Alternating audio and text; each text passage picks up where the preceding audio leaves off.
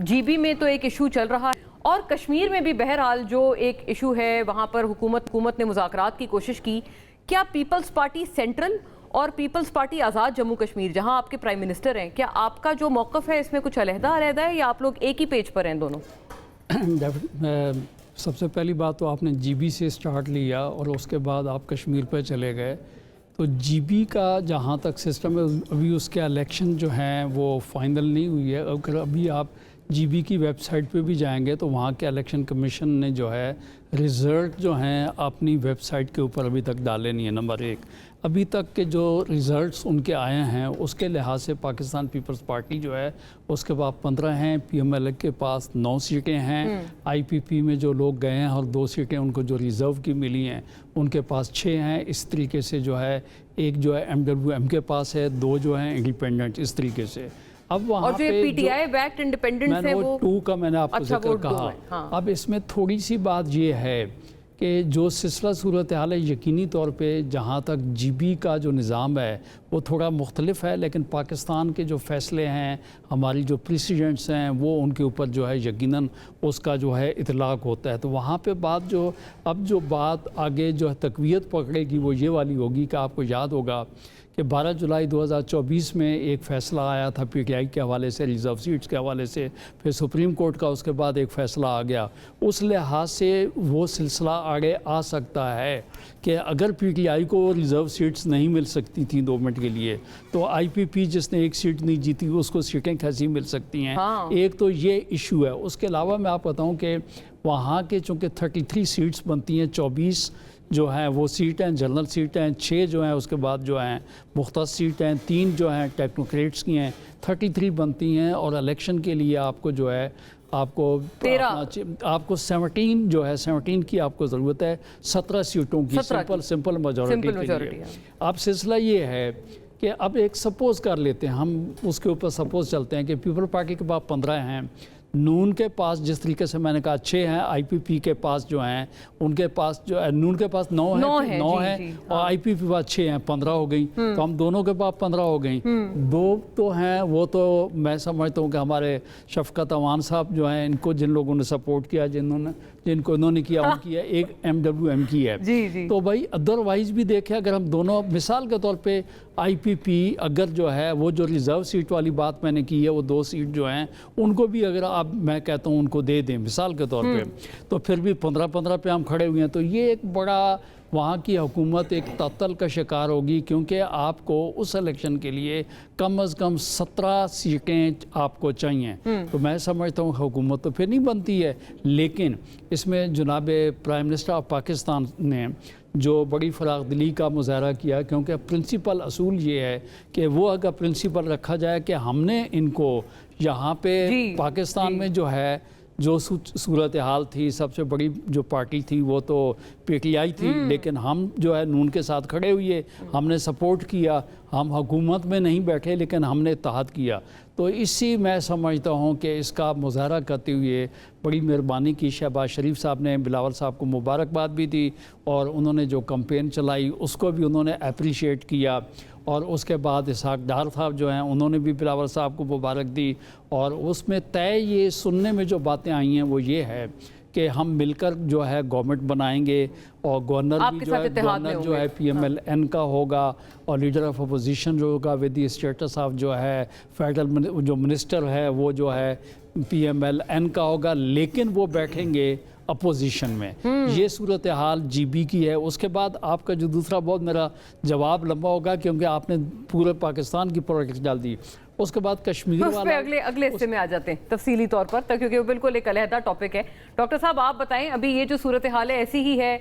अगर prime minister ने फराग दिली का मुजाहरा किया, वो खुद भी एक्नॉलेज कर रहे हैं, शहादत साहब ऑफर भी कर दी, फिर मसला क्या है, कहाँ मामला अड़ा हुआ है? और ये जॉइंट एक्शन कभी एक बात आपसे अर्ज है, इसी तसलसल में आप फरमा दें कि आपका बयान एक बड़ा उस तरह का रिकन्सिलिएटरी सा बयान है। आप अभी भी अफहाम व तफहीम को, डायलॉग को आप तरजीह दे रहे हैं। इंफॉर्मेशन मिनिस्टर का बिल्कुल बयान ये है कि कलअदम जॉइंट एक्शन कमेटी का मकरू चेहरा पूरी दुनिया ने देख लिया। कलअदम जॉइंट एक्शन कमेटी वाले अवाम के इतने खैरख्वाह हैं तो इलेक्शन क्यों नहीं लड़ते? मतलब आप क्या पूरी उस कमेटी के हवाले से आप तशवीश का इजहार कर रहे हैं कि चंद मेंबरान हैं? देखिए, सबसे पहले तो जीबी पे आ जाते हैं। हाँ, मैं वैसे तो शहादत अवान साहब ने बड़ी तफसील से जिक्र कर दी है तमाम इलेक्शन का, और जो वहाँ पे इलेक्शन के बाद जिस जिस पार्टी ने जितनी जितनी सीटें ली हैं उस पर तो उन्होंने बड़ी तफसील से बात कर दी है। मैं आपको अपनी गवर्नमेंट की तरफ से बड़े वाज़ेह अंदाज से ये बताना चाहता हूँ कि गवर्नमेंट जो है पाकिस्तान पीपल्स पार्टी बना रही है। PMLN GB में अपोजिशन सीटों पे बैठेगी, लीडर ऑफ अपोजिशन PMLN से होंगे, और उसकी बुनियाद ये है कि जैसे ये इलेक्शन हुआ तो पाकिस्तान पीपल्स पार्टी ने 9 सीटें जीती थी। अभी ये 15 तो रिजर्व सीटें मिला के हुई हैं, और हम उस वक्त 6 पे थे या गालबन 5 पे थे, नहीं 2 बाद में रिजल्ट आए हैं। मैं पहले दिन की बात कर रहा हूँ जब प्राइम मिनिस्टर ऑफ पाकिस्तान ने शहबाज शरीफ साहब ने मुबारकबाद दी प्रेसिडेंट साहब को, उस वक्त इनके पास 9 सीटें थी, हम 5 पे थे। बाद में एक आध सीट जो है वो रिजल्ट बाद में आई, जैसे शादी साहब बता रहे हैं, लेकिन हमने चूंकि ये मेजॉरिटी थी, 10 थी या 9 थी, फ़र्क नहीं पड़ता। बात यह है कि ये मेजॉरिटी पार्टी थी जिनकी सबसे ज़्यादा सीटें थी, और हमने इनकी इस मैंडेट का एहतराम करते हुए प्राइम मिनिस्टर साहब ने मुबारकबाद दी, जिसका मतलब ये था कि हम इस बात पर रज़ामंद हैं कि आप बेशक अपना जो है वहाँ पर गवर्नमेंट बनाएं। अब हमारे पास गवर्नमेंट बनाने के क्या तरीके हैं? वो तरीके हैं जो हम बिल्कुल अपनाना नहीं चाहते कि आज़ाद मेंबरों को ख़रीदने की कोशिश करें, वहाँ पे जनाब कोई और रसाइल और वसाइल इस्तेमाल करने की कोशिश करें। प्राइम मिनिस्टर ने बड़ी सख्ती से मना की है कि ये बात पाकिस्तान की सियासत से हमेशा के लिए ख़त्म होनी चाहिए, चाहे वो GB है चाहे वो कोई और है।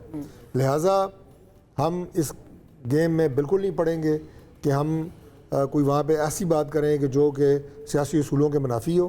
पाकिस्तान पीपल्स पार्टी वहाँ पे गवर्नमेंट बनाएगी। गवर्नर जो है, जो कि कॉन्स्टिट्यूशनल पोजीशन होती है और वो प्रोरोगेटिव होता है वफाक का, वो PMLN से होगा। डिप्टी स्पीकर की सीट PMLN की हमारी पार्टी कह रही है वहाँ पे, जो PMLN आज़ाद कश्मीर GB है, लेकिन मैं ज़ाती तौर पे उसके हक़ में नहीं हूँ। अच्छा, क्योंकि ज़ाहिर है जब गवर्नमेंट पाकिस्तान पीपल्स पार्टी बना रही है तो स्पीकर डिप्टी स्पीकर इनके होंगे, तो इनका मामला जो है असेंबली में अच्छे तरीके से चलेंगे। ये तो है मुकम्मल सूरत हाल। दूसरी बात यह है जी कि जो आपने मेरे बयान का हवाला दिया, मेरा ये जो बयानात है रिकन्सिलिएशन के, ये जॉइंट एक्शन कमेटी को कलअदम करार देने से पहले के हैं। अच्छा, ये पहले के पुराने बयानात हैं, जिसमें मैंने हमेशा कहा कि मुज़ाकरात के जरिए मुज़ाकरात किए भी। मैं तो उनके साथ को 3 राउंड कर चुका हूँ मुख्तलिफ अदवार में। सितंबर 24 को हमने मुजफ्फराबाद में किया, मैं और अमीर मकाम थे। फिर 3 अक्टूबर को जब हमने मुआहिदा किया, राना सनाउल्लाह साहब लीड कर रहे थे, आपके राजा परवेज़ अशरफ साहब थे, कमर कायरा साहब थे, हमारे 2-3 मिनिस्टर और थे, हसन इकबाल साहब थे, अमीर मकाम साहब थे। तो वो 38 निकात पर मुश्तमिल मुआहिदा हुआ था, मुज़ाकरात के ज़रिए हुआ था। 35 निकात पे अमल दरामद हो चुका है। मैंने आज फ्लोर ऑफ द हाउस पे भी बताया, प्रेस कॉन्फ्रेंस करके भी सारे ये बात बल्कि आपने 2 हफ्ते पहले हमारे प्रोग्राम में भी तफसीली तौर पर बताया था। अब चूंकि वो कलअदम हो चुके हैं, लिहाजा अब उनसे मुज़ाकरात नहीं हो सकते।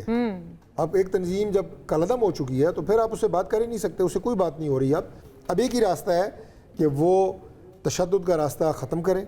जो उन्होंने वहाँ पे एक एहतजाजी धरने के नाम पे पुरतशद्दुद वहाँ पे मामलात शुरू किए हुए हैं, उन्हें वो ख़त्म करें। उसके बाद देखा जा सकता है उन्होंने इनडायरेक्टली को सोशल मीडिया पे कोई डिमांड्स फ्लोट की हैं, लेकिन जब तक अब वो वहाँ पे अपना ये जत्था जो कि इस वक्त वायलेंस है, देखिए 4 वहाँ पे शातें हो चुकी हैं, 3 पुलिस के जवान, 1 FC के जवान, और वो बुलेट इंजरीज, और उसके बाद उनकी डेड बॉडीज़ को भी जो है वो मस करने की कोशिश की गई। ये क्या इंसानियत है? ये कोई सियासी डिमांड्स हैं आपकी? फिर डिमांड्स ऐसी हैं जो कॉन्स्टिट्यूशनल अमेंडमेंट्स वाली हैं, तो वो गन पॉइंट मुहाजिरीन वाली और वो सारी, तो वो वाहिद तरीका यही है कि वो अपने तशद्दुद का रास्ता ख़त्म करें। उसके बाद देखा जा सकता है कि मामलात कैसे आगे बल्कि जो सिक्योरिटी इदारों में बगावत की बात अब एक उनकी शायद रुकन ने की है, उसके बाद से मामलात और ज़्यादा कशीदा भी हो गए हैं, और उस पर जो है गद्दारी का मुकदमा दर्ज हो गया है। उनके घर से ऐसे मवाद भी बरामद हुए हैं जो मुतनाज़ा नौइयत के हैं। जी, उनके घर में मतलब ऐसी चीज़ें बरामद हुई हैं इंडिया की। अच्छा, ये